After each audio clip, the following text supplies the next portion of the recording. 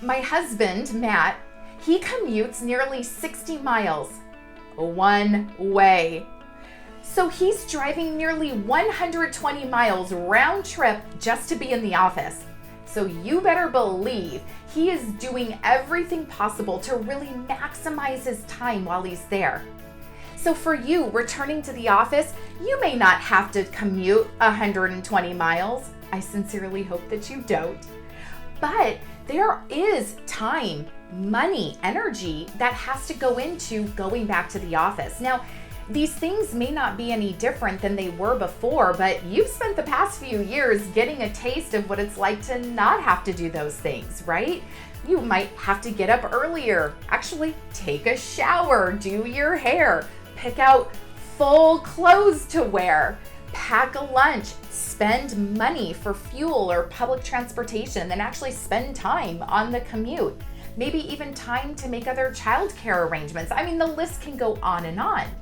So if you're going to be doing these things, if you're going to be expending these resources, you better take advantage and maximize your time in the office. Today, I'm addressing you as a leader, the 4 things that you should be doing, specific actions you should be taking to really maximize your time in the office. So number 1 is schedule your weekly or whatever cadence you have, your one-on-one meetings for when both you and your direct report are in the office together, assuming that your direct report isn't a permanent remote worker outside work from home. The one-on-one meetings, they really are meant to be intimate. And while there's certainly a level of intimacy over a virtual call when it's just the two of you, there is absolutely more intimacy by being physically energized in the same room together. There's a level of authenticity and conversation, transparency that can happen when you're together. That conversation about engagement, about development, progress, even just projects. So use the time, schedule the one-on-ones when you know both you and your direct report will be in the office. Second thing I want you to schedule are your team meetings. So if it's required, certainly this is easier, but if not, I would be making a request that your team is all in the office on the same day every week, or at the very least once per month, and schedule the team meeting during the time when everybody is there in person. This really provides the energy that's needed for creativity, collaboration, and culture, the 3 C's of what makes the office make work life easier. So by physically bringing everyone together in one space, you're going to create that environment.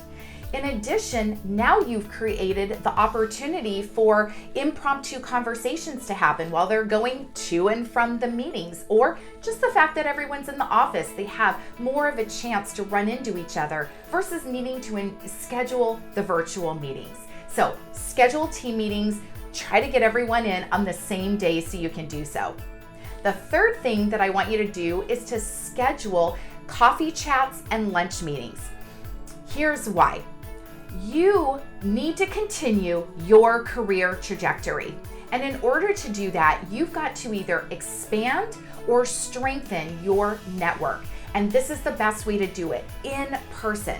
So schedule coffees, lunch meetings with either your peers across departments, across teams, your manager, even potentially your manager's peers, depending on the relationship.